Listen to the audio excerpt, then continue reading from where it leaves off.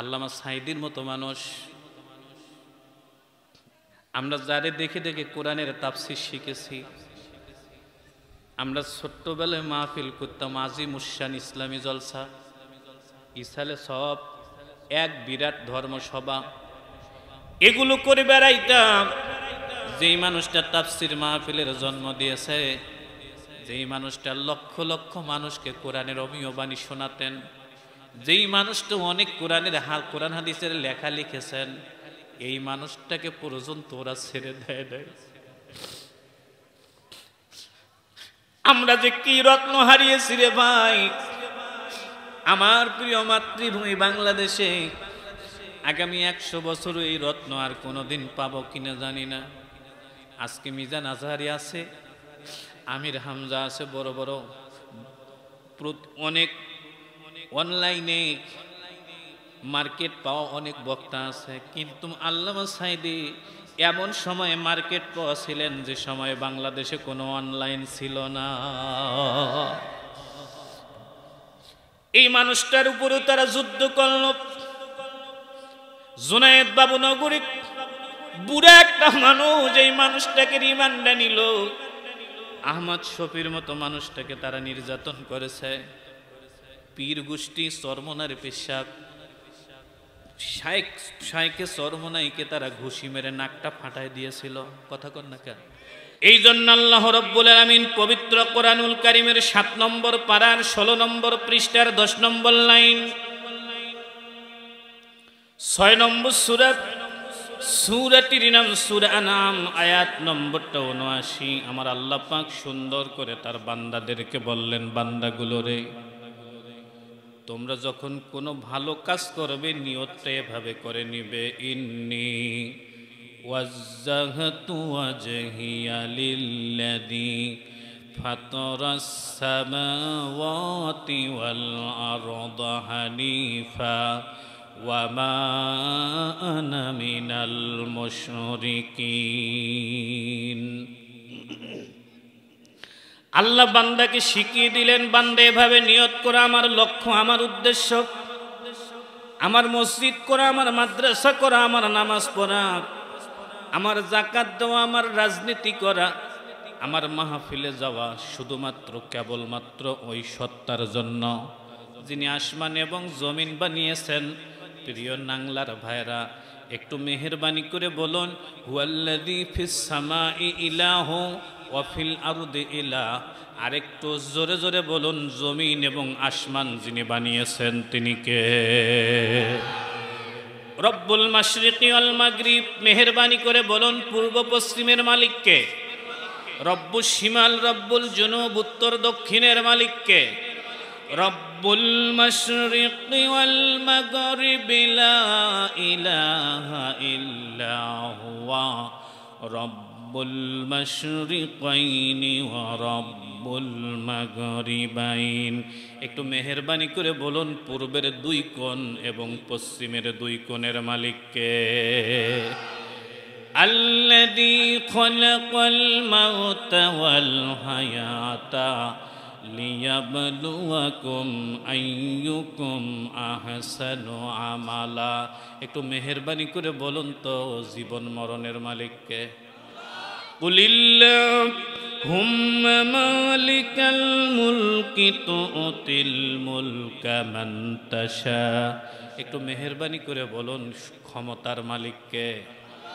আবার ক্ষমতার মসনদ থেকে ছোট ছোট ছাত্র জনতার জুতার বাড়িতে যিনি ক্ষমতার মসনদ থেকে নামায়ে দিতে পারেন, আরেকটু জোরে জোরে বলা লাগবে, তিনিও কে? আমরা এতক্ষণ যতটুকু বুঝেছি সবটুকুকে যদি একত্রিত করি তাহলে দাঁড়াবে পূর্ব পশ্চিম উত্তর দক্ষিণ ঈশান বায়ু অগ্নি নৈরত ঊর্ধ্ব অর্ধ জীবন মরণ ইজ্জত সম্মান ক্ষমতা। একটু মেহেরবানি করে সব কিছুর মালিক আওয়াজ দিয়ে বলুন, তিনি কে? আর একটু জোরে বলুন, তিনি কে? এই জন্য আল্লাহ পাক তার নবীকে শিখিয়ে দিলেন, নবী আমার, আপনি আপনার উম্মতদেরকে বলে দেন, আপনার উম্মতদেরকে আপনি ট্রেনিং দেন। 8 নম্বর পারার 9 নম্বর পৃষ্ঠার 9 নম্বর লাইন, 6 নম্বর সূরা সূরাটির নাম সূরা আনআম, আয়াত নম্বরটা 162। হুজুর আপনি আপনার উম্মতদেরকে বলে দেন, কুল ইন্না সলাতি ওয়া নুসুকি ওয়া মাহইয়ায়া ওয়া মামাতি লিল্লাহি রাব্বিল আলামিন। হুজুর আপনি আপনার উম্মতদেরকে বলে দেন, ও নবী আপনার উম্মতের নামাজগুলো যেন হয় শুধুমাত্র আমি আল্লাহর জন্য। হুজুর আপনি আপনার উম্মতদেরকে বলে দেন, আপনার উম্মতের রাত জাগার কোরবানি, আপনার উম্মতের গরু জবের কোরবানি, আপনার উম্মতের মাহফিলে থাকার কোরবানি। হুজুর আপনি আপনার উম্মতদেরকে বলে দেন, আপনার উম্মতের রাজনীতি করার কোরবানি, এগুলো যেন হয় শুধুমাত্র কেবলমাত্র আমি আল্লাহর জন্য। হুজুর আপনি আপনার উম্মতদেরকে বলে দেন, আপনার উম্মত যতদিন বেঁচে থাকবে আপনার উম্মতের বেঁচে থাকাও হবে আমি আল্লাহর জন্য। হুজুর আপনি আপনার উম্মতদেরকে বলে দেন, আপনার উম্মত যখন মরে যাবে আপনার উম্মতের মরণটাও যেন হয় আমি আল্লাহর জন্য। আমি আজকের ময়দানে একটু জান্নাতি ভাইদের একটু জান্নাতি হাতগুলো আমার আল্লাহকে দেখাতে চাই। একটু দু হাত উঁচু করে বলুন তো, আমরা এই ময়দানে যার জন্য এসেছি তিনি কে? আল্লাহ তাবারক ওয়া তাআলা মাজলুম জনগোষ্ঠীকে পুরস্কার দেন 5টা। একটু মেহেরবানি করে সবাই মিলে বলবো কয়টা? আর একটু জোরে বলতে হবে কয়টা? আমি কোরআন গবেষণা করে দেখেছি, আল্লাহ তাবারক ওয়া তাআলা এই 5টা পুরস্কারের মধ্যে 3টা পুরস্কার ইতিমধ্যে আমাদেরকে দিয়ে দিছেন, আর 2টা পুরস্কার খুব তাড়াতাড়ি দিবেন। একটু মেহেরবানি করে বলতে হবে মোট কয়টা? আজকে চিন্তা করেছি মাজলুমের এই 5 পুরস্কারের উপরে আল্লাহর কোরআন থেকে আপনাদেরকে কথা বলবো। আল্লাহ যেন আমাদেরকে সবাইকে শুনে বুঝে আমল করার তৌফিক দান করেন। একটু সবাই মিলে বলতে হবে আল্লাহুম্মা আমিন। আমরা সর্বপ্রথম জানার চেষ্টা করব মাজলুম কাকে বলে। এটি মূলত জুলুম থেকে এসেছে। জুলুমটা হচ্ছে অত্যাচার। এই মূল কষ্টের জায়গাটা অত্যাচারটাকে বলা হয় জুলুম। যিনি জুলুম করে তাকে বলা হয় জালেম, আর যার উপরে জুলুম হয় তাকে বলা হয়, একটু মেহেরবানি করে বলুন, তাকে বলা হয় জুলুম। যার উপরে করে তিনি হচ্ছেন জালেম, আর যার উপরে জুলুম হয় তিনি হচ্ছেন মাজলুম। আল্লাহ তাবারক ওয়া তাআলা এই জুলুমের ব্যাপারে বলেছেন, ওয়ালা তারকানু ইলাল্লাযীনা যালামু ফাতামাসসাকুমুন নার। আল্লাহ পাক পৃথিবীর সবগুলো মানুষদেরকে বলতেছে, খবরদার তোমরা জালেমের দিকে জুলুমের দিকে ঝুঁকে পড়ো না। যদি ঝুঁকে পড়ো তাহলে তোমাদেরকে আগুনে ধরবে, আগুনে স্পর্শ করবে। এখানে ফাতামাসসাকুমুন নার বলে পিছনে কিন্তু বলা নাই যে ইয়াউমাল কিয়ামা, যে কিয়ামতের দিন তোমাদেরকে আগুনে ধরবে, তা বলা নাই। বলা হয়েছে জুলুমের দিকে ঝুঁকলে তোমাদেরকে আগুনে পেয়ে বসবে, তোমাদেরকে আগুনে স্পর্শ করবে। এই আয়াতের তাফসীর করতে গিয়ে আল্লামা ইমাদউদ্দিন ইবনে কাসির রাহমাতুল্লাহি আলাইহির তাফসীরে পড়লাম যে যারা জুলুম করে তাদেরকে দুনিয়ায়ও আগুন ধরে, পরকালেও তাদেরকে পুরো ছারখার করে দেওয়া হয়। একটু মেহেরবানি করে বলুন কথাটা কার? যারা জালেম হয় তাদেরকে দুনিয়ায়ও পুড়ে দেওয়া হয়, আখেরাতেও পুড়ে দেওয়া হয়। মেহেরবানি করে বলুন কথা কার? আর একটু জোরে বলেন কার? মেহেরবানি করে বলুন তো, পিছনের 16টা বছর আমাদের উপরে নিশ্চয় চরম এবং চরমতর জুলুম হয়েছে। বিশ্ব ইসলামী আন্দোলনের অন্যতম নেতা, গোটা পৃথিবীর আলেমদের উজ্জ্বল নক্ষত্র, আমাদের কলিজার টুকরা আল্লামা সাইদি সাহেবের মতো একটা কোরআনের পাখিকেও তারা জেলখানা থেকে সুস্থ অবস্থায় বের করে ইনজেকশন দিয়ে জুলুম করে মেরে ফেলেছে। গোটা বাংলাদেশের হাজার হাজার আলেমদের উপরে সকাল বিকাল জুলুম হয়েছে। জুলুম হয়েছে শিশুদের উপরে, জুলুম হয়েছে বৃদ্ধের উপরে। এক পর্যায়ে অপরাধ করা লাগে নাই, একটা মাত্র অপরাধ ছিল, লোকটা কেন হেফাজত করে, লোকটা কেন খেলাফতে নাম দিল, লোকটা কেন চরমনাইতে নাম দিল, লোকটা কেন জামাত ইসলাম করে, কেন লোকটা বিএনপির সাথে জড়িত, এই সকল আজগুবি অপরাধের কারণে লক্ষ লক্ষ মানুষের উপরে জুলুম করা হয়। দোষ একটা, কেন সে লিক করে না? কথা বলেন না কেন? একটা মাত্র দোষ ছিল। আল্লাহ তাবারক ওয়া তাআলা এই সকল জালেমদেরকে কেন্দ্র করে আপনাদেরকে শুভ সংবাদ দেওয়ার জন্য আল্লাহ সুন্দর করে বলতেছেন, বান্দারা তোমাদের উপরে যারা জুলুম করেছে, তোমরা কষ্ট করে জুলুম সহ্য করে নিয়ে ঈমান ধরেছিলা, আমি আল্লাহ পাক তোমাদের জন্য পুরস্কার ঘোষণা করলাম 5টা। জোরে বলেন কয়টা? আরো জোরে। জোর হলো না। আমার দিনী ভাইয়ের 1 নম্বর পুরস্কারটা হলো 16 নম্বর পারার 11 নম্বর পৃষ্ঠার প্রথম লাইন, আল্লাহর কোরআনের 19 নম্বর সূরা, সূরাটির নাম সূরা মারিয়াম, আয়াত নম্বরটা 96। আল্লাহ পাক তার বান্দাদেরকে ডেকে বললেন, ও বান্দাগুলো, আমার 1 নম্বর পুরস্কার হলো ইন্নাল্লাযীনা আমানু ওয়া আমিলুস সলিহাতি সায়াজআলু লাহুমুর রাহমানু বুদ্দা।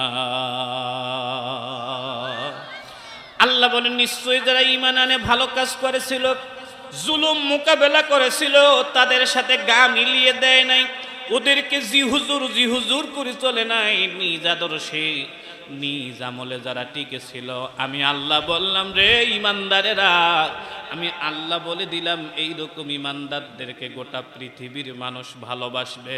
একটু মেহেরবানি করে বলুন তো কথাটা কার? আমি আয়াতটা পাওয়ার পর মনে মনে চিন্তা করি, আল্লাহ, আমার এই আয়াতটা বুঝতে 18 বছর সময় লাগছে। আমি মনে মনে চিন্তা করেছি, আল্লাহ, কোরআনে বলা আছে যে যাদের উপরে জুলুম হয়েছে, যারা ঈমান নিয়ে আল্লাহর দ্বীনের উপরে প্রতিষ্ঠিত ছিল, এইরকম ঈমানদারদেরকে গোটা পৃথিবীর মানুষ ভালোবাসবে। আর আমি বাস্তবে দেখি সকাল বিকাল বিনা অপরাধে ঈমানদারদেরকে মারা হয়। কথা বলেন, বিনা অপরাধে ঈমানদারদেরকে জেলে নেওয়া হয়। ফিলিস্তিনের মুসলমানরা কোনো অপরাধ করেনি, উল্টা যারা ফিলিস্তিনের মুসলমানদেরকে মারতেছে তাদের ভূখণ্ডে জায়গা করে দিয়েছে তারাই। ফিলিস্তিনিরা তাদের নিজের বৈধ অধিকার আদায়ের জন্য বিনা অপরাধে বিনা উস্কানিতে ফিলিস্তিনের পিছনে 1 বছরে ৬২,০০০ মানুষ মেরেছে।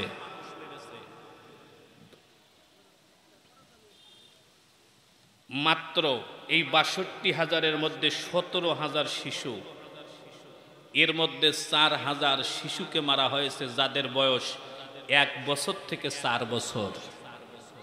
এদের কোনো অপরাধ নাই, এদেরকেও মারা হয়েছে। গুজরাটের মুসলমানদেরকে মেরে ফেলা হলো, মারা হলো আফগানিস্তানে একটানা 20 বছর, আমেরিকাকে দিয়ে, রাশিয়াকে দিয়ে মারা হলো আরো অনেক দিন, মারা হলো কাশ্মীরে, মারা হলো গোটা পৃথিবীর মুসলমানদেরকে।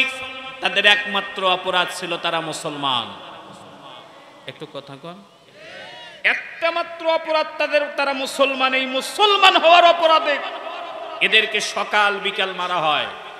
আমার প্রিয় মাতৃভূমি বাংলাদেশে পিছনের 16টা বছরে সবচেয়ে বেশি মার খেয়েছে ঈমানদারেরা।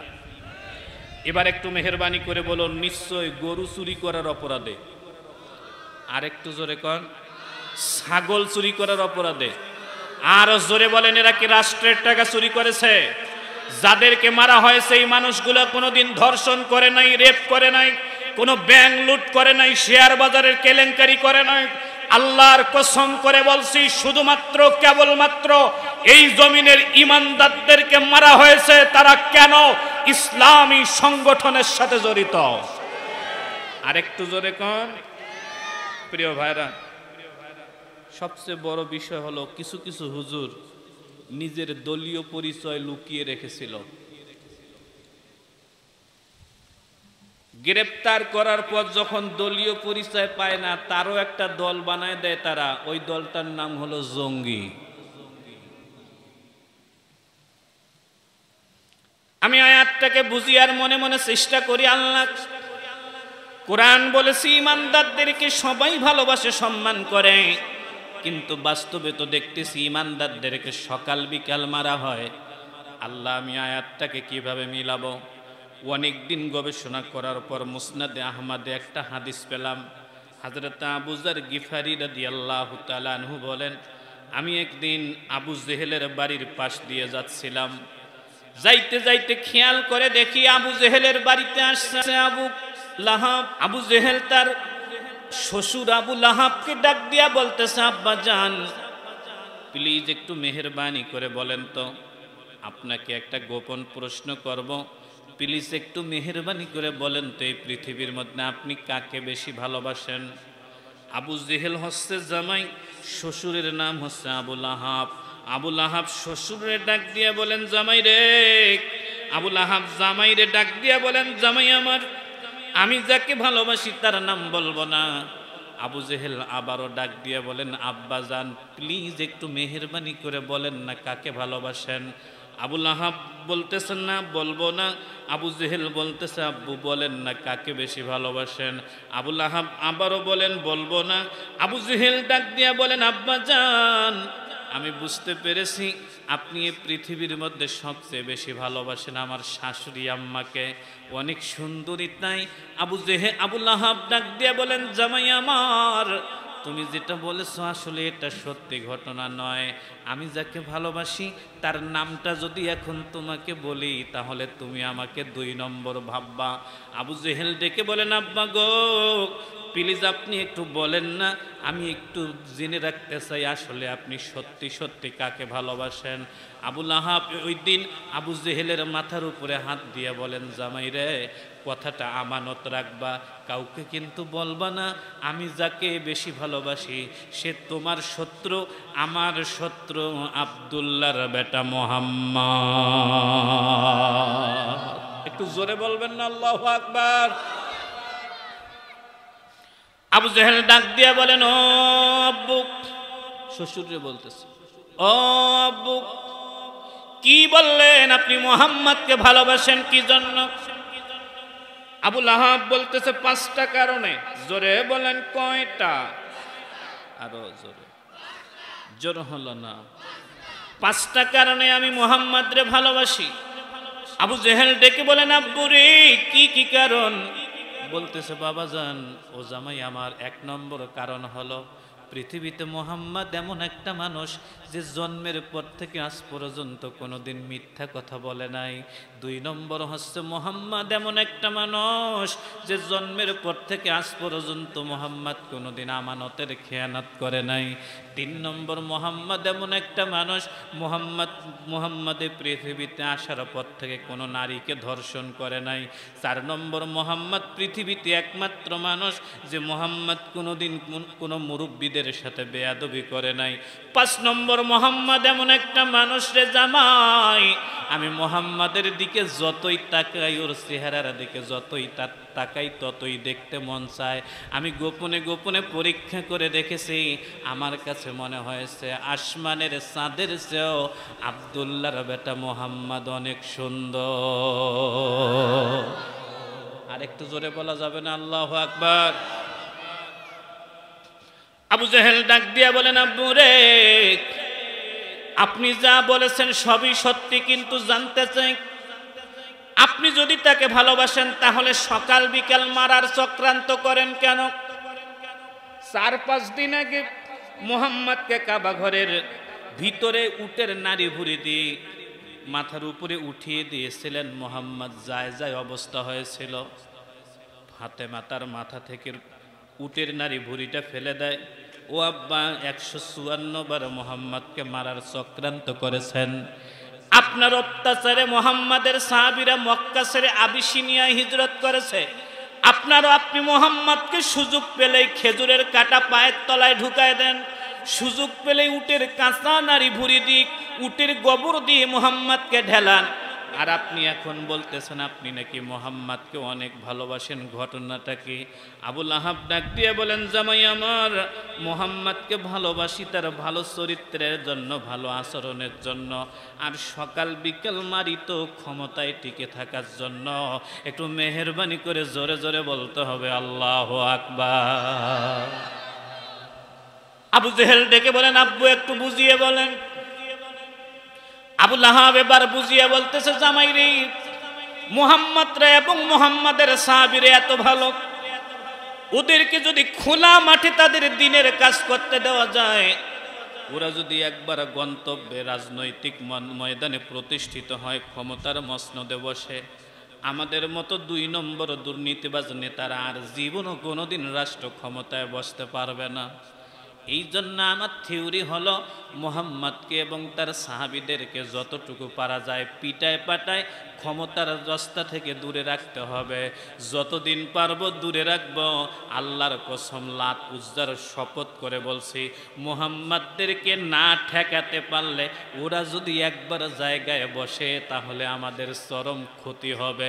আমার দিনী ভাইরা, আল্লাহর কসম করে বলছি, আমার প্রিয় মাতৃভূমি বাংলাদেশে ইসলামী দলগুলোর উপরে যত নির্যাতন হয়েছে, এরা গরু চুরি করেছে এই জন্য নয়, ওরা জানে এরা যদি একবার রাষ্ট্র ক্ষমতায় যায়, ওদের মতো পান্ডা নেতারা আর কোনোদিন ক্ষমতার স্বপ্ন দেখতে পাবে না।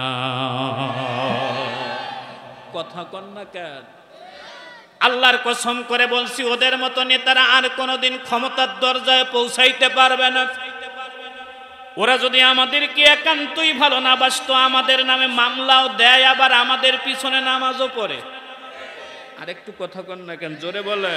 ওরা আমাদের নামে মামলাও দেয়, আবার আমাদেরকে দিয়ে ওদের বাপ মা 14 গোষ্ঠীর দোয়াও করে নেয়। ওরা আমাদেরকে পিটায়, আবার আমাদেরকে দিয়ে ঈদের নামাজও পড়ে নেয়। কথা কন না কেন? ওরা যদি অরিজিনালে ভালো হতো, তাহলে আমাদেরকে মামলা দিয়ে আমাদের ইমামতি চলে যেত। ওরা যদি অরিজিনালে ভালো হতো, আমাদের নামে মামলা দিয়ে ইমামতিটা তারাই করত। ওরা যদি ভালো হতো, ওদের বাপের জানাজা ওরা পড়াতো। ওরা জানে এই মানুষগুলো অরিজিনালে ভালো, শুধুমাত্র কেবলমাত্র আল্লাহওয়ালা মানুষদের উপরে নির্যাতন করা হয়েছে ক্ষমতার মসনদে টিকে থাকার জন্য।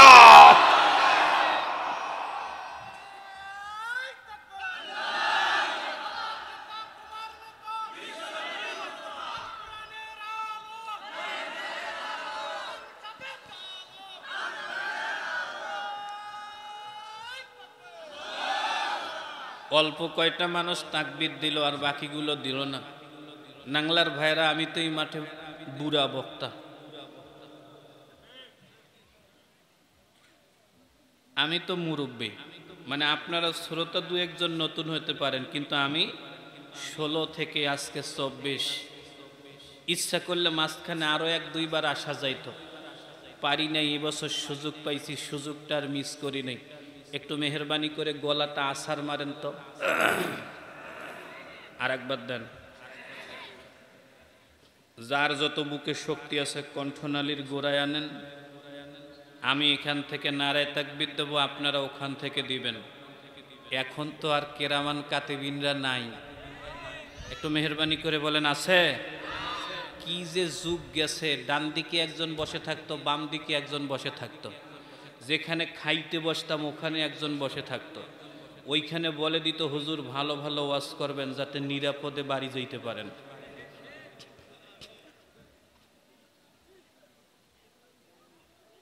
পরিস্থিতি এমন একটা জায়গায় গিয়েছিল, ওরাও বাধা দিত, সাধারণ বদমাইশরাও বাধা দিত। একটু কথা বলেন না কেন?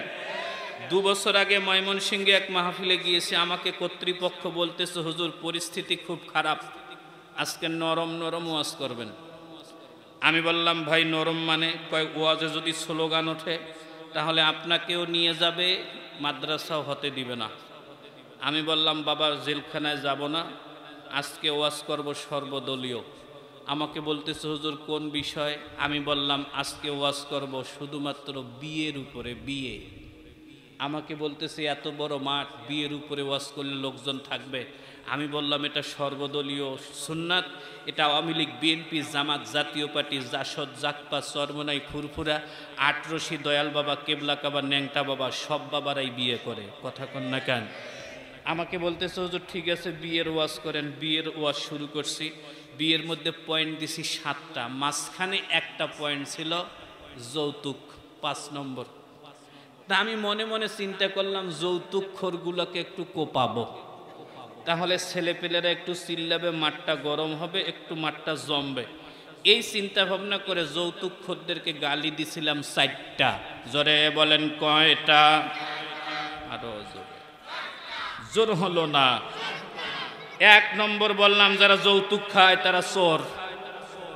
কি ব্যাপার আপনারা কিছু বলতেছেন না কেন? হ্যাঁ হুঁ ঠিক বে ঠিক তো বলবেন, নাকি খাইছেন আল্লাহ জানে। 2 নম্বর বললাম যারা যৌতুক নিয়েছে তারা ডাকাত। 3 নম্বর বললাম যারা যৌতুক নিয়েছে তারা পকেটমার। 4 নম্বর বললাম যারা যৌতুক নিয়েছে তারা সুইপার। পরিচালক আমার জামা ধরে টানতেছে আর বলতেছে হুজুর ওয়াজ বদলান। জিজ্ঞেস করলাম অপরাধ? উনি আমাকে বলতেছে বাম দিকে সভাপতি সাহেব বসা, 3 দিন আগে ছেলে বিয়ে দিয়ে নগদ 15 লাখ নিছে। আমি বললাম উনি নিছে তা আমার কি? বলতেছে স্টেজ থেকে নামার পর যে 50,000 নিবেন এই টাকাটা উনি দিবে। আমি মনে মনে বললাম আমার কপালে আজ 50 টাকাও নাই। ওয়াজ যখন করে ফেলছি একটু মেহেরবানি করে বলুন ওয়াজ কি ফেরত নেওয়া যাবে? উল্টায় দেওয়া যাবে? চিন্তা করলাম কপালে টাকা নাই তাই বলে কি ওয়াজ ফেরত নেব? চোখ বন্ধ করে যৌতুকখোরের 14 গোষ্ঠী উদ্ধার করছি। অর্ধেক উদ্ধার হওয়ার পর দেখি উনি নাই। সেদিন আমাকে আর বিদায় দেয়নি। মাহফিল শেষ করে ঘরের ভিতর ঢুকে নিজের কান নিজে ধরছিলাম। উঠে 3 বার উঠছি, 3 বার বসছি আর মনে মনে সিদ্ধান্ত নিয়েছি আল্লাহ আজকে থেকে যতদিন পর্যন্ত বেঁচে থাকবো আজ থেকে কোনোদিন পাবলিকের বুদ্ধি ধরে ওয়াজ নরম গরম করব না। কোরআনে যা আছে তাই বলবো। এটা বলতে গিয়ে যদি কারো লাগে লাগবে, ফাটলে ফাটবে। ইমানদার কখনো জালেমের সাথে আপোষ করে চলতে পারে? আর একটু জোরে বলেন, জালেমের সাথে আপোষ করে চলতে পারে? প্রস্তুতি নেন, কণ্ঠনালীর গোড়ায় শক্তি আনেন, নারায়ে তাকবীর। আমি বলবো আপনারা জোরে আওয়াজটা জোরে দিবেন যাতে করে ওদের সর্বপ্রথম কলিজায় আগুন ধরে। ওরা 16 বছর জ্বালাইছে, আমরা টেকনিক করে চলছি।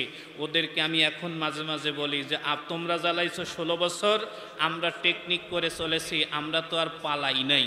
তোমরা এখন পর্যন্ত যারা দেশে আসো তোমাদেরকেও বলবো আমরা যা বলি বলি, তোমরাও আমাদের মতো চুপ করে থাকবা। কথা কন না কেন?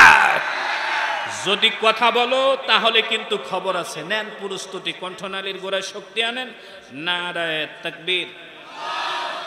আল্লাহ যারা যারা বলেছে তাদের হায়াত দাও, যারা যারা বলে নাই তাদের জবানে শক্তি দাও। নারায়ে তাকবীর। আল কোরআনের আলো, আল হাদিসের আলো। এবার আপনারা একটু মেহেরবানি করে বলুন তো আমরা 1 নম্বর পুরস্কারটা পাইছি না পাই নাই? আমাদের কোনো অপরাধ ছিল?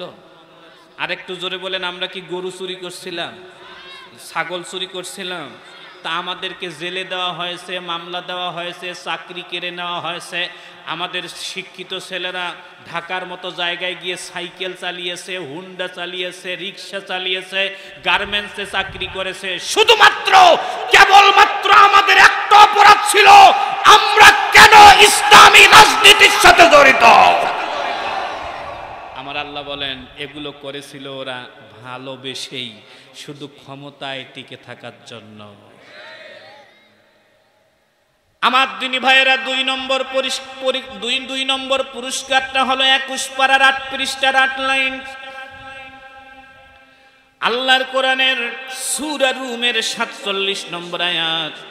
আমার আল্লাহ রাব্বুল আলামিন 2 নম্বর পুরস্কারটা আমাদেরকে বলে দিলেন, ফান্তাকামনা মিনাল্লাযীনা আজরামু ওয়া কানা হাক্কান আলাইনা নাসরুল মুমিনিন।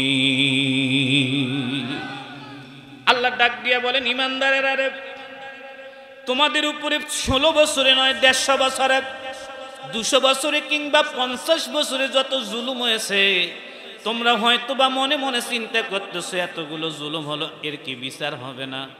আমার আল্লাহ বলেন ইমানদারেরা রে, আমি সেই আল্লাহ যে আল্লাহ তোমাদেরকে ওয়াদা দিলাম যত জুলুম হয়েছে সব জুলুমের প্রতিশোধ আমি আল্লাহ নিজেই নেব। একটু মেহেরবানি করে বলুন তো নিবেন কে? আপনারা নিবেন নাকি? আবার খবরদার আপনারা কোনোদিন আইন হাতে তুলে নেবেন না। একটু মেহেরবানি করে বলুন, জুলুমের প্রতিশোধ নেবেন কে? সাতক্ষীরার মানুষ আমাকে আজকে প্রশ্ন করতে পারেন, সারি হুজুর আমরা যদি হাত গুটিয়ে বসে থাকি তাহলে আল্লাহ কিভাবে এই জুলুমের প্রতিশোধ নেবে? ওরা তো আমাদেরকে শান্তিতে থাকতে দেয়নি, আমরাও একটু গুতাগুতি করব। আমি বলবো না, এটা করলে আল্লাহ আর প্রতিশোধ নিবে না, আপনার শোধ আপনি নিলেন। আর আল্লাহ যদি প্রতিশোধ নেয়, তাদের বৈধ মাটি অবৈধ হয়ে যায়, পালানোর টাইম পর্যন্ত পায় না, মাটি দিয়ে হেঁটে পালাতে পারে রব। সেনাবাহিনীর পাহারায় আকাশ পথে পালিয়ে থাকতে হয়। একটু মেহেরবানি করে বলুন, প্রতিশোধ নেন কে? আরো জোরে বলেন, প্রতিশোধ নেন কে? অনেকে বলবেন নেসারি হুজুর তাহলে আল্লাহ প্রতিশোধটা নিবেন কিভাবে? একটা হাদিস বলি, তাহলে আপনাদের কাছে ক্লিয়ার হবে আল্লাহ প্রতিশোধ কিভাবে নেবে। একটু মেহেরবানি করে আগে বলুন, আপনাদের বিশ্বাস আছে না নাই আল্লাহ যে প্রতিশোধ নিবেন? এর কি কোনো বিশ্বাস আছে? গভীর মনোযোগ দেন আমার আল্লাহ তাবারক ওয়া তাআলা হযরতে মূসা আলাইহিস সালাতু ওয়াস সালামকে ডেকে বললেন, ও মূসা, ইযহাব ইলা ফিরআউনা ইন্নাহু তাগা। মূসা রে, তাড়াতাড়ি করে যাও, ফেরাউনের কাছে ওই বেটা স্বৈরাচার হয়ে গিয়েছে। হযরতে মূসা বাড়ির থেকে বের হয়ে সংসদ ভবনের কাছে গিয়ে সংসদে গিয়ে ফেরাউনকে ডাক দিয়ে কয়, ফেরাউন তোমাকে অন্য সব কিছু ছেড়ে দিতে হবে, তোমাকে এখনই পড়া লাগবে লা ইলাহা, জোরে লা ইলাহা, জোরে লা ইলাহা। ফেরাউন স্থানীয় সরকার, পল্লী উন্নয়ন ও সমবায় মন্ত্রীকে ডেকে বললেন, মন্ত্রী রে, এই বেটা মৌলবি এতদিন পর্যন্ত ওয়াজ মাহফিলে কালেমার দাওয়াত দিত, মসজিদে দিত, হালকায় দিত, খানকায় দিত, কোনোদিন আমি তেমন কিছু বলি নাই, কিন্তু দেখো এ দিন দিন বাড়তে বাড়তে আজকে সংসদে চলে আসছে। তুমি একটু বলো না এই মূসাকে এখন কি করা যায়? স্থানীয় সরকার, পল্লী উন্নয়ন মন্ত্রী আমাদের কাউয়া কাদেরের মতো, ওর নাম ছিল হামান। একটু জোরে জোরে বলতে হবে, কি নাম? আরো জোরে বলেন, কি নাম? হামান ডাক দিয়া কয়, ও ফেরাউন, আপনি টেনশন করিয়েন না, মৌলবি খেদানোর 3টা বুদ্ধি আমার জানা আছে। জোরে বলেন, কয়টা? আরো জোরে। জোর হলো না। মাঝে মাঝে এই স্থানীয় সরকার মন্ত্রীও, একটু যমুনা সেতু মন্ত্রী ছিল, মাঝে মাঝে বলতে, আমি জানি এরা জামাত, এরা শিবির। কথা কন না কে? এর উপরে যেন ওহী নাজিল হয়েছিল, কিছু দেখলেই কেউ পাদলেই জামাত পাদে, কেউ পাদলেই শিবির পাদে, কেউ পাদলেই বিএনপি পাদে। ওরা মোটেও পাদে না, ওদের পাদার জায়গাটা সেলাই দেওয়া ছিল। কথা কন না কে? এরা এত বেশি বেড়েছিল, একটু মিলান না কিভাবে আল্লাহ পাক প্রতিশোধটা নিবেন? আপনারা আশ্চর্য হবেন তথ্যগুলো যখন মিলিয়ে দেব। ফেরাউন বলতেছে, হামান তাড়াতাড়ি করে বলো মৌলবিকে কি দিয়ে খেদাবা? বলতেছে, আমার কাছে বুদ্ধি আছে, ইল্লা মিন আইবিন, বুখারীর হাদিস। ফেরাউন, হামান বলতেছে, ওর শরীরের মধ্যে বড় বড় ঘা আছে, দুর্গন্ধযুক্ত ওর শরীর। ফেরাউন বলতেছে, ওর শরীরে কোনো ঘা নাই, ছোট্টবেলায় ওর গায়ের চামড়া দেখছি অনেক সুন্দর। আল্লাহু আকবার বলবেন না? বলতেছে, ওয়াইম্মা উদরাতিন। হামান বলতেছে, আপনি যেটাকে সুন্দর বলতেছেন ওটা সুন্দর না, ওটা ধবল কুষ্ঠ।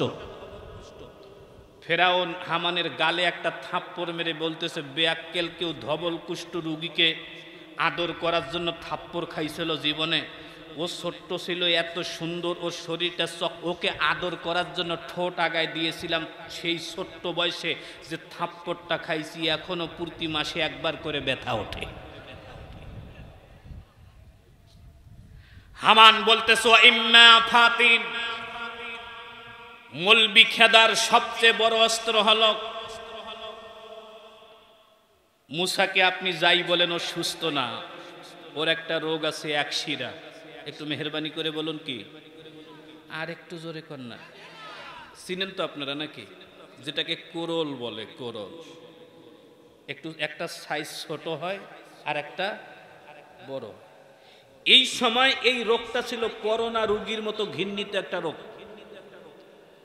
মুসা আলাইহিস সালাতু ওয়াস সালাম মাথার রুমাল এরকম করে নাকে দিয়ে আল্লাহকে ডাক দিয়ে কয়, আল্লাহ আজকে থেকে তো আমার দাওয়াত কেউ নিবে না, আমি যেখানেই দাওয়াত দিতে যাব আমাকে দেখলেই লোকজন পালাবে, বেশি বাড়াবাড়ি করলে এই রোগটার কারণে আমাকে ধরে ওরা পিটাবে, আমি এখন করবটা কি?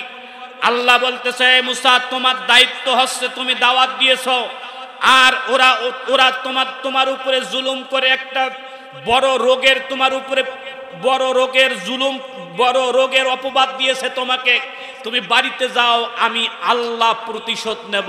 চিৎকার মেরে বলেন আল্লাহু আকবার। প্রতিশোধ নিবেন আপনারা না আল্লাহ? আরেকটু জোরে বলেন আপনারা আল্লাহ। আমার দিনী ভাইরা, নবী মুসা 3 মাস দিনের দাওয়াত বন্ধ, মুসাকে কেউ খাইতে দেয় না, বাড়ির খাবার সব শেষ হয়ে গেছে। 3 মাস পর মুসা দুটো হাত তুলে আল্লাহকে বলেন, আল্লাহ গো, আমি কালেমারও দাওয়াত দিতে পারি না, রাজপথেও যেতে পারি না। আল্লাহ, আমি বের হলেই মানুষ বলে আমার নাকি কোরল আছে, এক শিরা আছে। ও রব্বে কারীম, তুমি একটু বলে দাও না আমি এই অবস্থায় কি করব গো আল্লাহ। আমার আল্লাহ ডাক দিয়ে বলেন, মুসা রে, ও মুসা, আজকে দুপুরবেলা গোসল করবা কখন? মুসা আল্লাহকে ডেকে বলেন, আল্লাহ একটু পরে। আল্লাহ বলেন, মুসা যাও গোসলে বের হও। মুসা গোসলে বের হয়েছে। পুকুর পারে যখন গেছে, আমার আল্লাহ মুসাকে বলেন, মুসা আজকে গোসলটা করবা অন্য নিয়মে। মুসা বলেন, আল্লাহ কোন নিয়মে? আল্লাহ বলেন, মুসা রে, আজকে যখন গোসল করবা লুঙ্গি পাঞ্জাবি খুলে গোসল করবা, উলঙ্গ অবস্থায়। লুঙ্গি আর পাঞ্জাবি রাখবে ওই পাথরের উপরে। একটু মেহেরবানি করে জোরে জোরে বলা লাগবে আল্লাহু আকবার। মুসা আল্লাহ রে কয়, আল্লাহ আমি নবী মানুষ, আমাকে লুঙ্গি খুলে রাখতে বললেন। আল্লাহ কয়, তোরে নবী বানাইছে কেডা? কে বানাইছে? যেভাবে বললেন মনে হয় শেখ হাসিনা বানাইছিল। একটু জোরে বলেন, কে বানাইছে? মুসা আল্লাহকে ডেকে বলেন, আল্লাহ কি করবো? আল্লাহ কয়, নবী যদি আমি বানাই তাহলে লুঙ্গি খোলা ফরজ। লুঙ্গি খুলছে, পাঞ্জাবি খুলছে, পাথরের উপরে রাখছে। সুম্মাক্তা সালা, তিনি গোসল করার জন্য রওনা দিয়েছেন, গোসল করলেন। ফালাম্মা ফারাগা আকবালাইলা সিয়াবিহি, গোসল করে কাপড় নেওয়ার জন্য তিনি পাথরের কাছে আসছেন।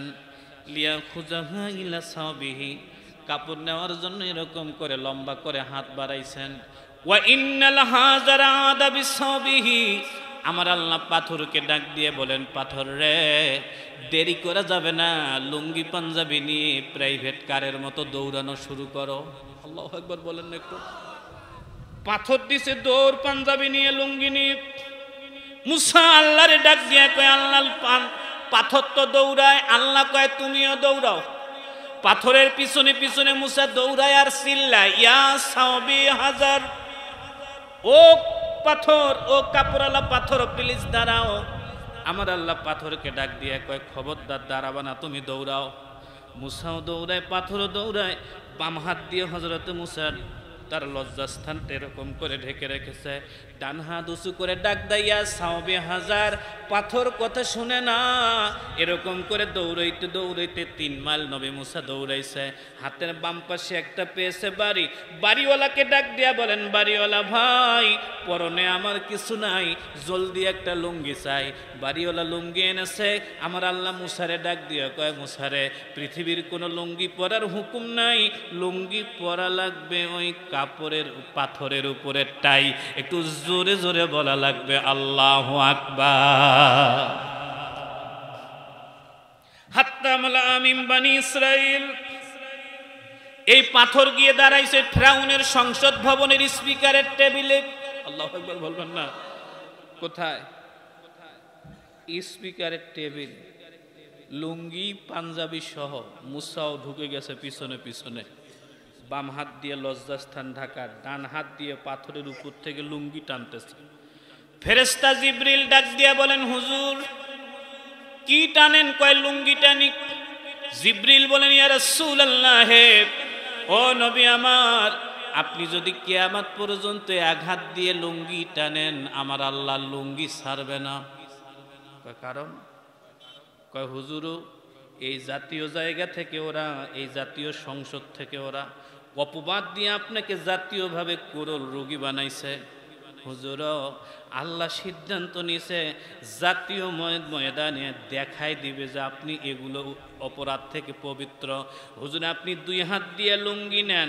ওদিকে ফেরাউন ডাক দিয়া কয় মুসা রে তোমার অবস্থা এরকম কেন?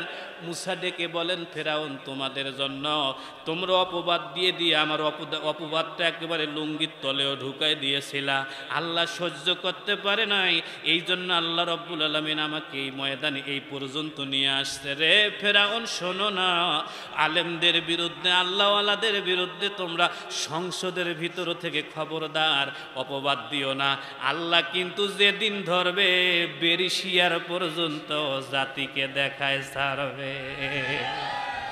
কথা কন্যাকে ওই সংসদে দাঁড়ায় আমাদেরকে বলা হয়েছে আমরা রাজাকার। কথা কর।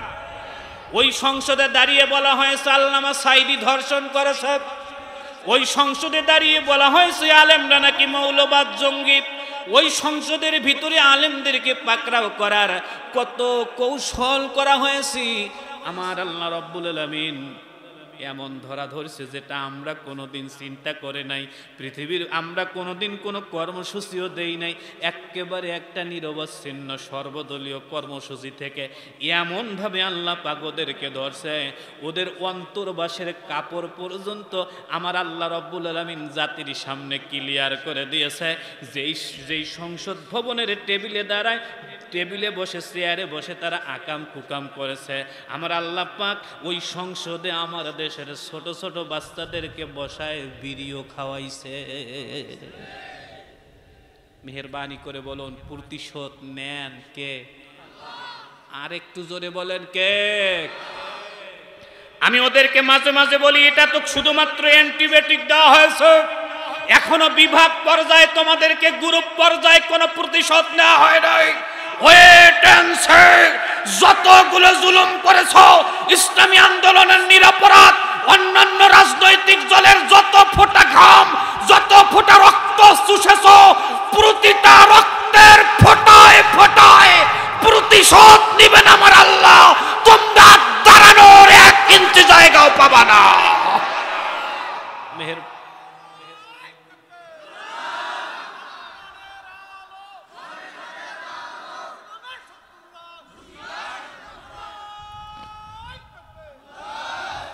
মেহেরবানি করে বলুন আমার আল্লাহ পারে না পারে না? আর একটু জোরে বলতে হবে পারে না পারে না? এবার আপনারা আলোচনাটা বুঝে থাকলে বলুন 2 নম্বর পুরস্কারটা আমরা পাইছি না পাই না? অর্ধেক পাইছি, আর কিছুটা সামনে পাবো। কারণ 16 বছর আমাদের উপরে স্টিম রোলার চালা হয়েছে, আমরা একটাও পালাই নাই। ভূখণ্ড ছেড়ে আমরা ভারতে যাই নাই, আমেরিকা যাই নাই, চায়না যাই নাই, তুরস্ক যাই নাই। ওরা এক রাতে যে কোথায় গেছে, এতদিন যে রাষ্ট্র চালাইছে তার কোনো চিহ্ন নাই। মেহেরবানি করে বলুন ধরছে কে? আর একটু জোরে বলেন ধরছে কে? আমার দিনী ভাইয়ের এবার 3 নম্বর পুরস্কারটাতে যাব, লম্বা করব না। টার্গেট হলো 12টার মধ্যে মাহফিলটাকে কমপ্লিট করে দেব।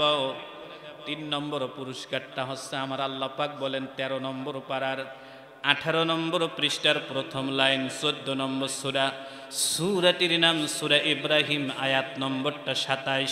ইউসাব্বিতুল্লাহুল্লাযীনা আমানু বিল কওলিত তাবিতি ফিল হায়াতিদ দুনিয়া ওয়া ফিল আখিরাতি ওয়া ইউদিল্লুল্লাহুজ জালিমিন। একটু জোরে বলুন আল্লাহু আকবার। এই পুরস্কারটাও আমরা পাইছি। আল্লাহ বলেন বান্দারে তোমরা ঈমানের উপরে প্রতিষ্ঠিত থাকো।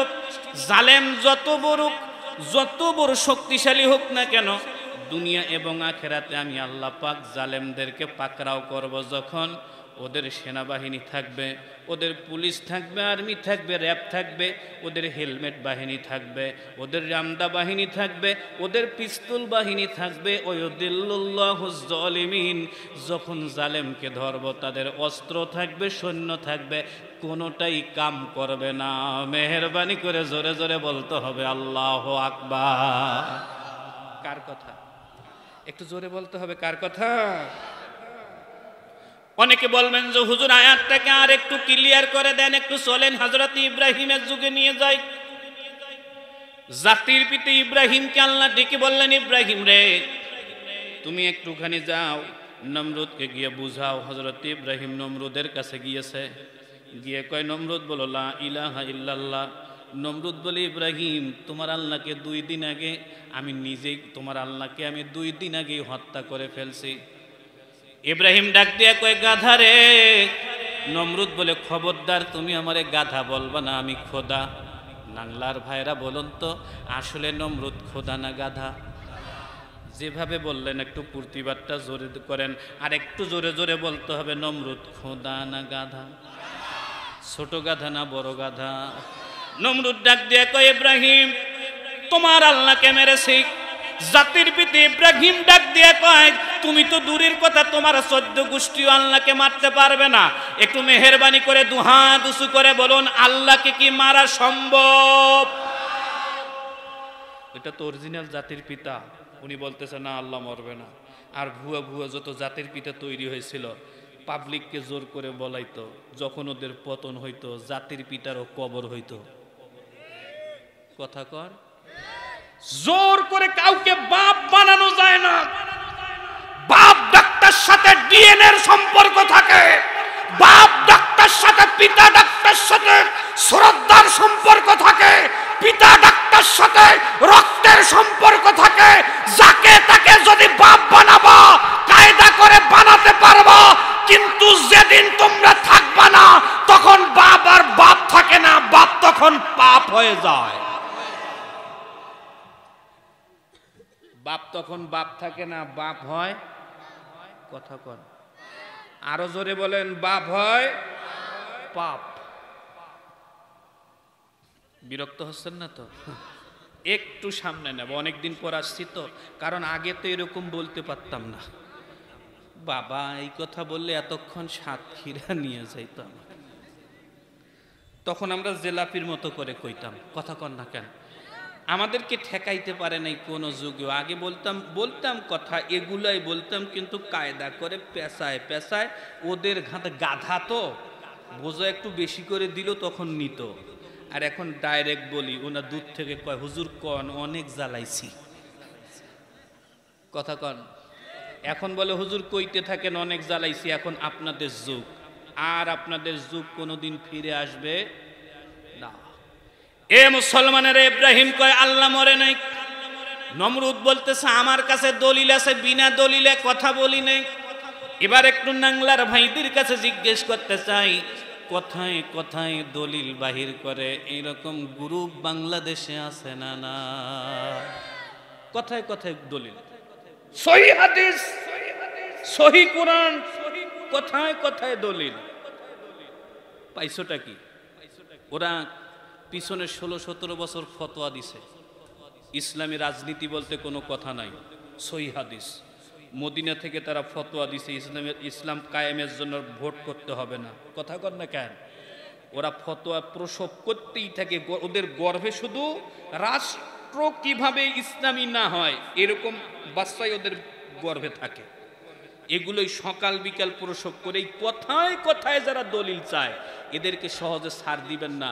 নমরুদও দলিল দিয়েছিল, টাটকা দলিল, সহি দলিল, সব ঠিক ছিল, কিন্তু অরিজিনালটা ভুয়া ছিল।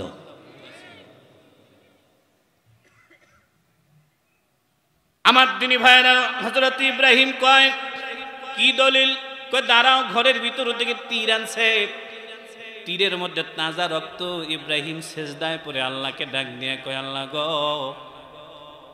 ও তো তাজা রক্ত দেখাইলো, এগুলো কিসের রক্ত? আল্লাহ ডাক দিয়ে বলেন, ইব্রাহিম ও রক্তগুলো মাছের রক্ত, ওকে বলে দাও যে আমি মরি নাই। একটু মেহেরবানি করে জোরে জোরে বলুন, আমার আল্লাহ কি মরবে? হযরত ইব্রাহিম মাথা উঁচু করে নমরুদকে ডাক দিয়ে কয়, এই নমরুদ, আল্লাহ মরে নাই।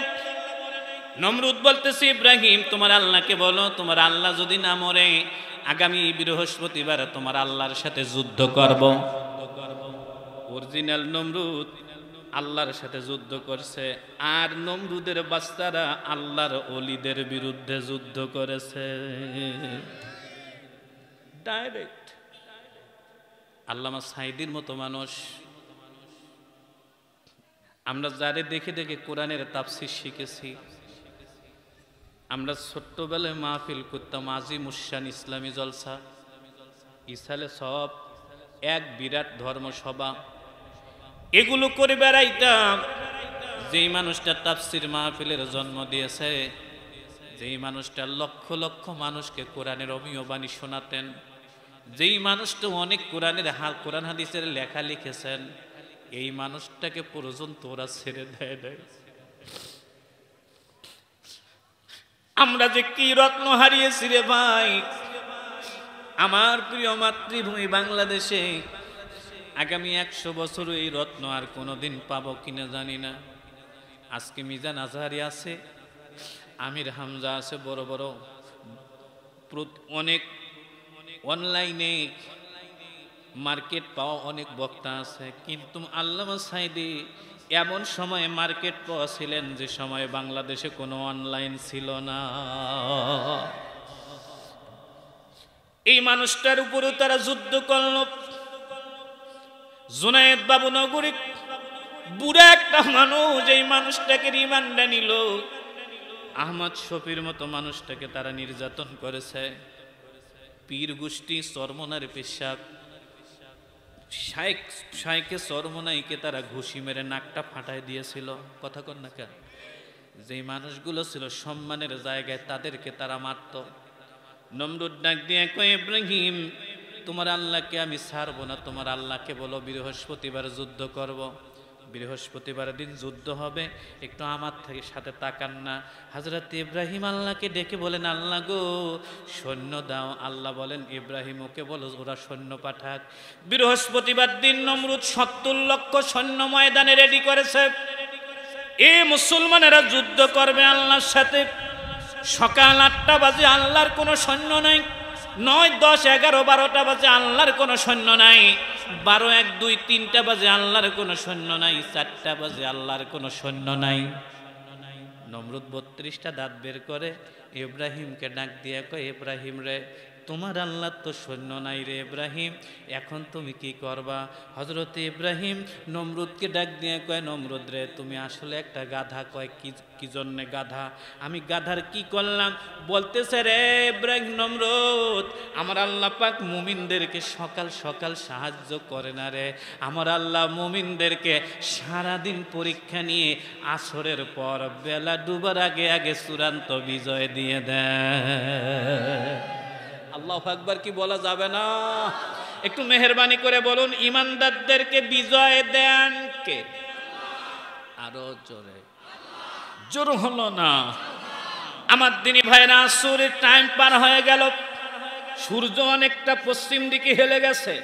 ফেরেশতা জিবরিল এসে বলতেছে, হুজুর একটু আগে ক্যান্টনমেন্টের দরজা খুলে দিয়েছে।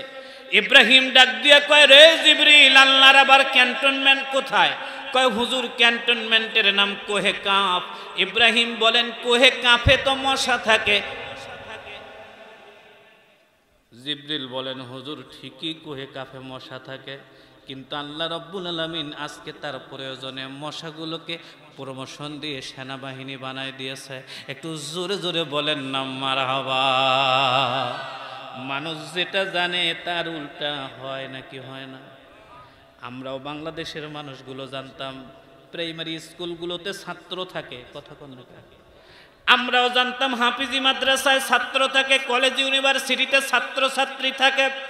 কিন্তু 5 আগস্ট আমরা হঠাৎ করে জানলাম আমার দেশের ছাত্ররা আর ছাত্র নাই, ওরা সেনাবাহিনীর এক ধাপ উপরে প্রমোশন নিয়ে দেশ রক্ষার আন্দোলনে বাংলাদেশের প্রতি ইঞ্চি মাটির মধ্যে নেমে গেছে। ততক্ষণ পর্যন্ত তারা জমিন ছেড়ে দেয় নাই যতক্ষণ পর্যন্ত শেখের বেটি পালায় না। আমি যেটা জানি আমার আল্লাহ তার চেয়ে বেশি জানে নাকি জানে না? আর একটু জোরে বলেন, জানে নাকি জানে না? আল্লাহ তাবারক ওয়া তাআলা আমাদেরকে জানাইলেন, আল্লাহ আমরা জানতাম আমাদের মাদ্রাসা কলেজ ইউনিভার্সিটিগুলোতে ছাত্র থাকে, কিন্তু 5 তারিখে হঠাৎ দেখলাম ছাত্ররা আর ছাত্র নাই, ছাত্র হয়েছে সেনাবাহিনী। সেনাবাহিনী না, তার এক ধাপ উপরে, কারণ সেনাবাহিনী ওদের বসানো, পুলিশ ওদের বসানো, আনসার ওদের বসানো, নৌবাহিনী ওদের বসানো, বিজিবি ওদের বসানো, হেলমেট লীগ ওদের বানানো, কথা কন না কেন? আরেকটু জোরে কন। পিস্তল লীগ ওদের বানানো, রামদা লীগ ওদের বানানো, এ পেটানো লীগ ওদের বানানো, দালাল লীগ ওদের বানানো, গুজব লীগ ওদের বানানো, সব বানানো নেতাদের হাতের অস্ত্র। একেবারে খালি হাতে বাচ্চারা নেমে গেল, আল্লাহকে বলল, আল্লাহ আমাদেরকে তো প্রমোশন দিয়ে ময়দানে নামাইছ, আমরা জীবন দেব রে, কিন্তু রে না খেদায়া এই মাটি আর ছাড়ব না। একটু মেহেরবানি করে বলুন, আমার আল্লাহ পারে নাকি পারে না? আরো জোরে বলেন, পারে নাকি পারে না? ইব্রাহিম মাথা উঁচু করে নমরুদের কাছে গিয়ে বলতেছে, আসতেছে। কয় কে? কয় সেনাবাহিনী। কয় কই কই যে? আল্লাহু আকবার বলবেন না? নমরুদ এরকম করে তাকায় দেখে কিছু ছোট ছোট পোকা দেখা যায়। কয় অত পোকা? কয় ওগুলো তোর আব্বা। কয় মানেটা কি? কয় তুমি চিনতেছ না ওগুলো কি? কয় না আজকে চিনতেছি না। নমরুদ কয় আজকে চিনলে সমস্যা ছিল, এই জন্য আসে না, কেউ আসছে। কথা বলে না রে। আমার দেশে আজকে আল্লাহ তাবারক ওয়া তাআলা বাংলাদেশে অভ্যুত্থান ঘটাতে পারতো জামাতকে দিয়ে, আল্লাহ এই জমিনে অভ্যুত্থান ঘটাতে পারতো বিএনপিকে দিয়ে, এই জমিনে অভ্যুত্থান ঘটাতে পারতো চরমনাই হেফাজত খেলাফতদেরকে দিয়ে, কিন্তু না করে আল্লাহ পাক সর্বদলীয় একটা ফোরাম দাঁড় করায় দিয়েছেন। কেন? কারণ এদেশের পুলিশ সাজানো হয়েছিল বিএনপি মারার জন্য। একটু আস্তে কর।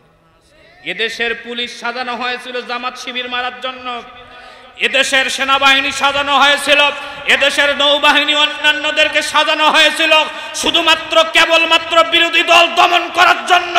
এই জন্য আল্লাহ তাবারক ওয়া তাআলা বিএনপিকে, জামাতকে, হেফাজতকে, খেলাফতকে, চরমনাইকে সর্বদলীয় দলের ভিতরে ঢুকায় দিয়ে আল্লাহ পাক মাঠে নামাই দিয়ে বললেন, তোরা চুপ করে থাক, যখন প্রয়োজন হবে একটা ঝাঁকি দিবা, এক ঝাঁকিতে গিয়ে মামুর বাড়ি পড়বে।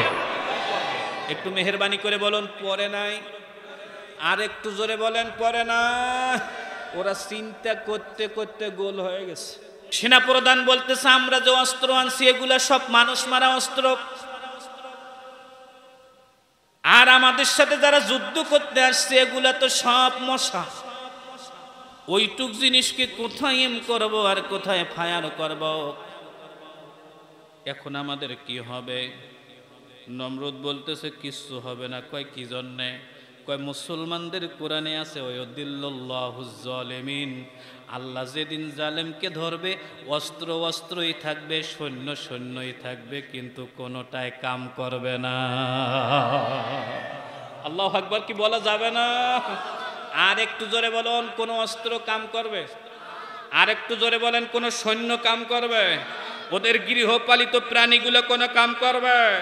এবার একটু মেহেরবানি করে বলুন, আমরা এই পুরস্কার পাইছি না পাই নাই? আরো জোরে বলতে হবে, পাইছি না পাই নাই? পুলিশ অফিসার গিয়ে স্বরাষ্ট্রমন্ত্রীকে ভিডিও দেখাচ্ছে, স্যার জীবনে যত আন্দোলন দমন করছি স্যার, একটাকে গুলি করি একটায় যায় এরকম দেখি নেই। একটাকে একটা গুলি করতাম সবাই পালায় যাইতো, কিন্তু এবার আন্দোলনে যারা নামছে 4টাকে গুলি করি 4টা মরে থাকে, 5 নম্বরটা দ্বারা আন্দোলন করে। এটা বড় ভয়ঙ্কর স্যার। আল্লাহ কয় ভয়ঙ্কর না, যতক্ষণ তোরা দেশ ছাড়বি না ওরা সবাই মরে যাবে, তবুও তারা মাঠ ছাড়বে না। একটু মেহেরবানি করে বলুন, আমার আল্লাহ আছে না নাই? আর একটু জোরে বলেন, আমার আল্লাহ আছে না নাই? আমার দিনী ভাইরা, আর একটু বুঝ দেওয়ার জন্য আপনাদেরকে আফগানিস্তানে নিয়ে যাব। টাটকা একটা ঘটনা বলি, এতক্ষণ তাফসিরে ছিলাম, এটাও তাফসিরের একটা সাইজ। আমার দিনী ভাইরা, আফগানিস্তানে 8 বছরের কোরআনের একটা হাফেজ ছোট্ট বাচ্চা ইশারা নামাজের পর বাড়িতে আসতেছিল। আর রাশিয়া এবং আফগানিস্তানের মধ্যে তখন যুদ্ধ চলে। এই যুদ্ধ চলাকালীন সময় কেমন করে জানি বাচ্চাটাকে তারা গ্রেপ্তার করে ফেলে।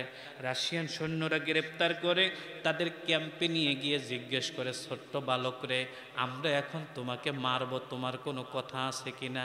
ছেলেটা ডাক দিয়ে কয়, আঙ্কেল আমাকে মারবেন কেন, প্লিজ একটু বলেন না আমার অপরাধটা কি? বলতেছে, বাবা তোমার অপরাধ, তুমি কেন মুসলমান ঘরে জন্ম নিয়েছো? ছেলেটা চক্ষু বন্ধ করে রাশিয়ান সৈন্যদেরকে ডাক দিয়ে বলেন, আঙ্কেলেরা রে, আঙ্কেলেরা, কুল্লু মাউলুদিন ইউলাদু আলাল ফিতরাতি, প্রত্যেকটা সন্তান মায়ের পেট থেকে জন্ম নেয় মুসলমান হয়। আমার তো এখানে কোনো দোষ নেই, এটা আল্লাহর নিয়মে আমি মুসলিম হয়ে এসেছি। বলতেছে, বেটা বেশি কথা বলবা না, এখনই মারব। 8 বছরের বাচ্চাটা ভুঁড়ি আঙ্গুলিটা উপরে উঁচু করে, দুটো আঙ্গুল উপরে উঁচু করে রাশিয়ান 300 সৈন্যকে ডাক দিয়ে বলেন, ও আঙ্কেলেরা শোনো না, তোমরা 1000 চেষ্টাও যদি করো আমাকে তোমরা মারতে পারবে না। সেনাপ্রধান ডাক দিয়ে কয়, কি জন্য? ছেলেটা বলে, আঙ্কেল 29 পারার 1ম পৃষ্ঠার 2য় লাইন, 67 নম্বর সূরা, সূরাটির নাম সূরা মুলুক, আয়াত নম্বরটা 2, আল্লাযী খলাকাল মাউতা ওয়াল হায়াত। ও আঙ্কেল, আমার আল্লাহ বলেছেন জীবন মরণের মালিক আমার আল্লাহ। আল্লাহ যদি আমার জীবনের মালিক হয়, তোমাদের কোনো অস্ত্র আমার শরীরে কাজ করবে না। একটু জোরে জোরে বলুন না মারহাবা। একটু মেহেরবানি করে আর একটু জোরে জোরে বলেন তো, হায়াতের মালিক। ছোট্ট ছেলেটা ডাক দিয়ে কয়, পারবা না। সেনা প্রধান তখনই হুকুম দিয়েছে, ওকে বান্ধব, এখনই চিৎ করে শোয়াও। বাধা হলো, চিৎ করে শুইয়ে দেওয়া হলো। বাচ্চাটার পেটের উপরে না, পেটের উপরে হাঁটু উঠিয়ে দেওয়া হলো। মাথার উপরে এরকম হাত দিয়ে গলার মধ্যে তরবারি দিয়ে যখন পোস্টটা দিবে, সেনাপ্রধান বলতেছে, ও জল্লাদ, একটু বাচ্চাটাকে জিজ্ঞেস করো তো অন্তিম মুহূর্তে সে কিছু, তার অন্তিম কোনো ইচ্ছা আছে কিনা। জল্লাদ জিজ্ঞেস করলো, বালক রে, তোমার অন্তিম কোনো ইচ্ছা থাকতে বলতে পারো। ছেলেটা বলতেছে, অন্তিম না, তোমরা যদি আমাকে টাইম দাও আমার 3টা আশা আছে, পূরণ করবো। কয়, কি কি? বলতেছে, আঙ্কেলেরা রে, আমার 1 নম্বর আশা হলো আমি 30 পারা কোরআনের হাফেজ। আমাকে জবাই করার আগে আমি তোমাদের সামনে আল্লাহর কোরআনের একটা পৃষ্ঠা তেলাওয়াত করব। 2 নম্বর ইচ্ছা হলো আমার বাবা বেঁচে নাই, শুধুমাত্র মা আছে, আমার কোনো ভাই বোন নাই। আমি একটু আমার আম্মুর কাছে গিয়ে বলবো, আম্মু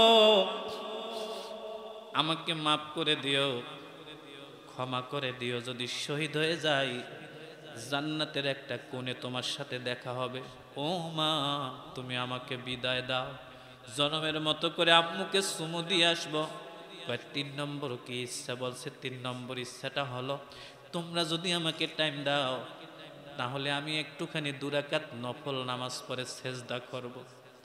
ডানে বামে সালাম ফেরার পর যখন আমি তোমাদেরকে বলবো মারো, তখন মারিও। সেনাপ্রধান বলতেছে, কি ইচ্ছা পূরণ করার সুযোগ দেওয়া হোক। ছেলেটাকে বলা হলো, আচ্ছা ঠিক আছে, তুমি ইচ্ছা পূরণ করো। বাচ্চাটার প্রথম ইচ্ছা হলো কোরআন পড়বে। ছোট্ট বাচ্চাটা বলছে, আঙ্কেল আমাকে একটা বসার কিছু দেন, আমি আল্লাহর কোরআনটাকে দাঁড়িয়ে দাঁড়িয়ে পড়ব না, আমি রাজার মতো করে দাঁড়িয়ে দাঁড়িয়ে না, আমি সুন্দর মতো করে বসে আল্লাহর কোরআন তেলাওয়াত করব। একটু মেয়ে বলতে হবে আল্লাহু আকবার। বাচ্চার বয়স কত? আরেকটু জোরে বলেন, কত? ছোট্ট বাচ্চাটাকে এবার কোরআন পড়ার সুযোগ করে দেওয়া হলো। বাচ্চাটা দাঁড়িয়ে বসে পড়লেন। 300 রাশিয়ান সৈন্য দাঁড়ানো, সুন্দর করে বাচ্চাটা কোরআন তেলাওয়াত করে। আউযু বিল্লাহি মিনাশ শাইতানির রাজীম, বিসমিল্লাহির রহমানির রহিম। ইয়া আইয়ুহাল মুযাম্মিল কুমিল লাইলা ইল্লা ক্বালিলা نصفه وانقص منه قليلا أو زد عليه ورتل القرآن ترتيلا إنا سنلقي عليك قولا ثقيلا إن ناشية الليل هي أشد وطئا وأقوم قيلا إن لك في النهار سبحا طويلا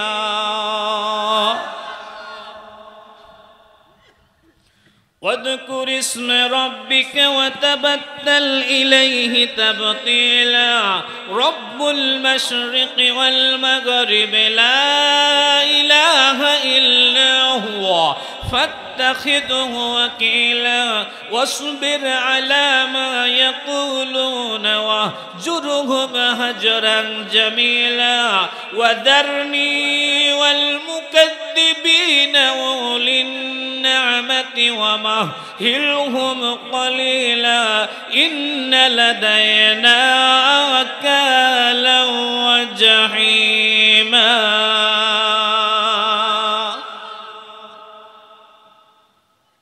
বলা হলো তোমার কি তেলাওয়াত শেষ? ছেলেটি বলছে হ্যাঁ শেষ হয়েছে। ছেলেটি এক পা দুপা করে সেনাপ্রধানকে গিয়ে বলছে আচ্ছা আঙ্কেল আপনি কি আমাকে আম্মুর কাছে নিয়ে যাবেন? বলতেছে হ্যাঁ। 7 জন সৈন্য দিয়ে বাচ্চাটিকে তার মায়ের কাছে পাঠিয়ে দেওয়া হলো। ছেলেটা দরজার সামনে গিয়ে দাঁড়াইছে, গভীর মনোযোগ।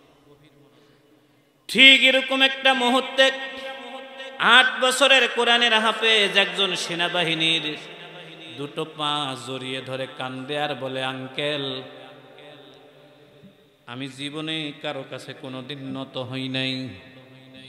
আঙ্কেল রে আজকে আপনার পায়ের নিচে দুটো হাত দিয়েছি, আমি একটা জিনিস চাচ্ছি আপনাদের কাছে।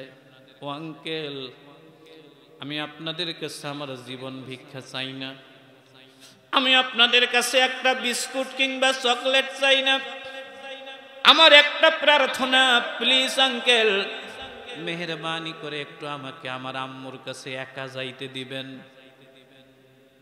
সেনা ওই যার পা ধরেছে জিজ্ঞেস করেছে কি জন্য একা যাবা? বলছে আঙ্কেল আমার মা কোরআনের হাফেজা, আমার জ্ঞান হওয়ার পর আমি আমার আম্মুর কাছে শুনেছি আমার আম্মুকে পৃথিবীর কোনো পরপুরুষ আজ পর্যন্ত দেখে নাই। আঙ্কেল রে আমি যখন ভিতরে গিয়ে মাকে বলবো আম্মু আমি গ্রেপ্তার হয়েছি, আমাকে ছেড়ে দাও, আমাকে আদর করে আমাকে বিদায় করে দাও, আমার আম্মু তো দুহাতে আমাকে বুকের সাথে জড়িয়ে নিয়ে বলবে বাবা জীবন দেব কিন্তু তোমাকে কারো হাতে দিতে পারবো না। ও আঙ্কেল আম্মু আমাকে আটকে আঁকড়ে রাখবে আর আপনারা রাষ্ট্রীয় দায়িত্ব পালন করবেন, আমাকে মায়ের কাছ থেকে টানবেন, মা তার সন্তানকে বুকে টানবে আর আপনাদের আসামিকে জোরে জোরে টানবেন। এক পর্যায়ে মা তার সন্তানকে বাঁচানোর জন্য পর্দার খেলাপ করবে। ও আঙ্কেল আমি কোরআনের হাফেজ, কোনোদিন চাই না আমার মায়ের চেহারা আপনাদের চোখে পড়ুক।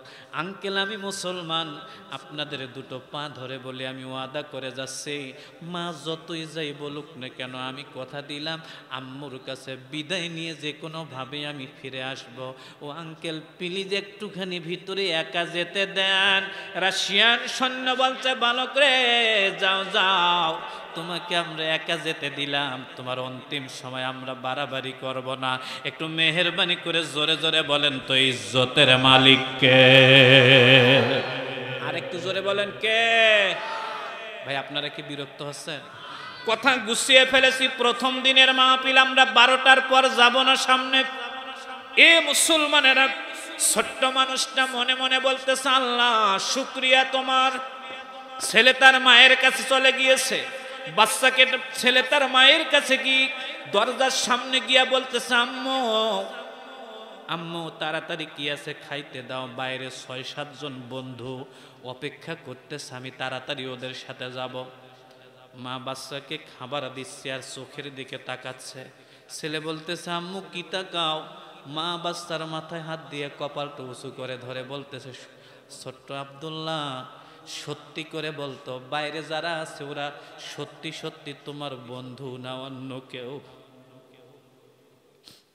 ছেলে ভ্যাট করে কেঁদে দিয়েছে, বলছে না মা ওরা বন্ধু। মা সন্তানের কপালে হাত দিয়ে কয়, বাবা পৃথিবীতে মায়ের চোখ ফাঁকি দেওয়ার মতো কোনো সন্তানে পৃথিবীতে আসে নাই রে। এই পৃথিবীতে একটা মানুষ সবকিছু ফাঁকি দিতে পারবে, কিন্তু মায়ের চোখ ফাঁকি দেওয়ার মতো মানুষ এই পৃথিবীতে আসবে না। সত্যি করে বলো ওরা কারা? ছেলেটা মাকে জড়িয়ে ধরে সত্যিটা বলছে, মা গো ওরা আমাকে গ্রেফতার করতে আসছে। মা ডেকে বলে, না আমি পারবো না তোমাকে ছেড়ে দিতে। ছেলে মাকে বলতেছে, মা তোমার ছেলের রক্তের উপরে আফগানিস্তানের মাটিতে আমার আল্লাহ ইসলাম কায়েম করবে। ও মা তুমি ছেড়ে দাও, আমি তাদেরকে কথা দিয়ে আসছি। মা বলছে, গোটা দুনিয়া দিলেও আমি যাব, ছাড়ব না। ছেলে বলছে, আম্মুরে আমি যদি শহীদ হয়ে যাই তাহলে আমি কথা দিলাম তোমাকে কোলে করে নিয়ে আল্লাহর জান্নাতে যাব। একটু মেহেরবানি করে জোরে জোরে বলুন না মারহাবা। যারা রাষ্ট্র ক্ষমতায় থাকার জন্য অল্প কয়েকদিনে ১,৫-২,০০০ ছাত্র জনতার বুকে গুলি করেছ, আমি তোদেরকে একটু ছোট্ট করে বলি, শোনো না।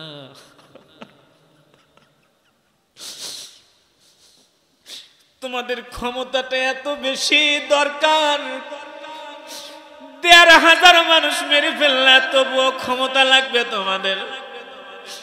তোমরা তো জানো না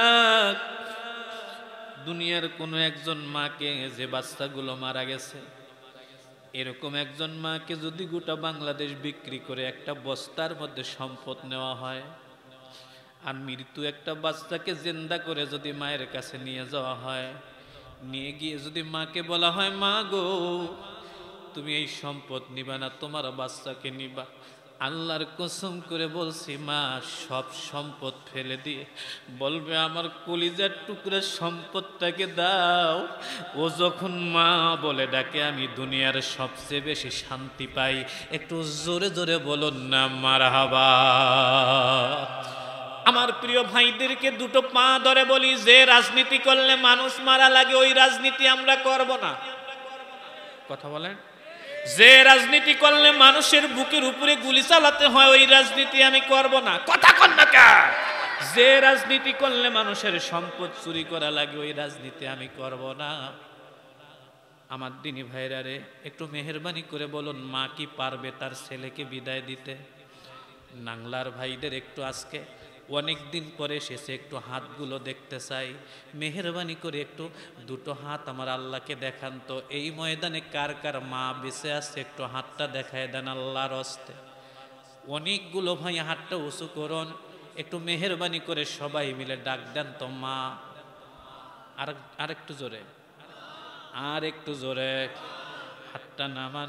এবার একটু মেহেরবানি করে হাতটা উঁচু করে বলেন তো কার কার মা নাই, হাতটা দেখায় দেন। আমিও ১.৫ বছর আগে মা হারা হয়েছি। ১.৫ বছর আগে আমার মা দুনিয়া থেকে বিদায় নিয়েছে। ও নাংলার মানুষ, শহীদ আবু সাইদ যখন শহীদ হয়ে যায় ওর মায়ের কান্নাটা নিজ চোখে আমি দেখেছিলাম। আমি যতবার অসুস্থ হতাম মায়ের কান্না আমি দেখেছি।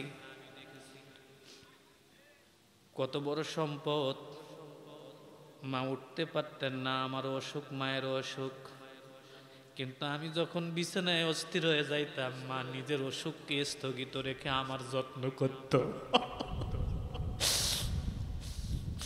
প্রিয় নাংলার ভাইরা রে, মা তার সন্তানকে জড়িয়ে ধরে বলছে, কলিজার টুকরা তুমি আগে বলো মা ডাক্তার ওজন কত? ছেলেটা বলছে, মা আমি কেমনে বলবো? মা বলছে, বাবা গোটা পৃথিবীটাকে ৩ বার বিক্রি করলে যত হবে, একবার সন্তানের মুখ দিয়ে মা ডাকলে মা তার চেয়ে বেশি শান্তি পায়। ছেলে বলছে, আম্মুরি কি করলে আমাকে বিদায় দিবা? মা বলছে, কিছু করা লাগবে না, তুমি বলো জান্নাতে যদি যাও তাহলে কি তুমি আমাকে সাথে করে নিয়ে যাবা? ছেলে বলছে, আম্মুরে এক বাক্যে কথা দিলাম, যদি শহীদ হয়ে যাই তোমাকে কোলে না নিয়ে আমি আল্লাহর জান্নাতে যাব না। আল্লাহু আকবার বলবেন না? বলবেন না? এ মুসলমানের একটুখানি তাকায় দেখেন না, ছোট্ট বাচ্চাটা মাকে বলছে, আম্মু গেলাম। মা তার সন্তানের কপালে চুমু দেয়, সন্তান তার মায়ের কপালে চুমু দেয়, বলছে আম্মু দোয়া করিও। মা যাওয়ার সময় দুটো হাত তুলে আল্লাহর দরবারে দোয়া করছে, আল্লাহ গো আমি আমার কলিজার টুকরার জন্য দোয়া করি, আল্লাহ তুমি আমার কলিজার টুকরা আমার ছাত্র এই ছোট্ট তালবে এলেমটার ঘামের উপরে রক্তের উপরে আফগানিস্তানের মাটিতে তুমি ইসলাম কায়েমের ব্যবস্থা করে দাও। আমার দিনী ভাইরা ছেলেটা চলে গেছে, দুরাকাত নামাজ পড়েছে, ডানে বামে সালাম ফিরায়, এক মুষ্টি ধুলি নিয়ে ধুলিটির দিকে তাকায় আর আব্দুল্লাহ ডাক দিয়া বলে, ধুলি রে আমি জানি তোমার মধ্যে কোনো পাওয়ার নাই, তবে এটুকু জানি আমার নবীজি হিজরতের রাতে তোমার মতো ধুলি ছিটায় কাফেরদেরকে অন্ধ বানায় মক্কা থেকে মদিনায় চলে গিয়েছিল।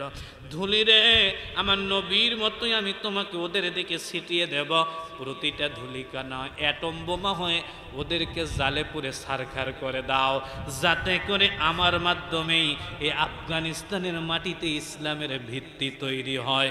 একটু জোরে জোরে বলুন না আল্লাহু আকবার।